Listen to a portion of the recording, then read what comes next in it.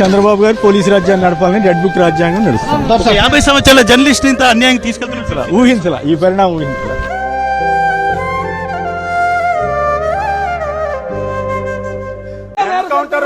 Gujarat హోంమంత్రిగా encounter చేశాడు అమిత్ షా. చరిత్ర గురించి మీరే మాట్లాడాలి. హోంమంత్రిగా మీరు గుజరాత్ రాష్ట్ర బహిష్కరణకు గురైన భారతదేశంలో కాదు అమిత్ షా ఒక నేరస్తుడు, చరిత్రలోనే హత్యా నేరస్తుడు. అమిత్ షా రాజకీయాలకు పాల్పడి పట్టాభి గారు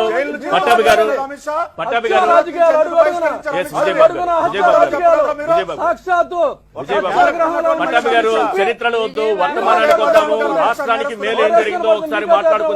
వీళ్ళు పొట్టలో ఉండే ఈర్ష, అసూయ, దరిద్రం, దౌర్భాగ్యం, వీడు పుట్టిందే దౌర్భాగ్యం. పుట్టిన 2వ నిమిషంలో ఆ తల్లి విజయమ్మ అడు గొంతుపై అతిథి తేడా పోయింది. వద్దండి అలాంటి మాటలొద్దు. రేణుక గారు మీ ఆవేశం నాకు తెలుసు.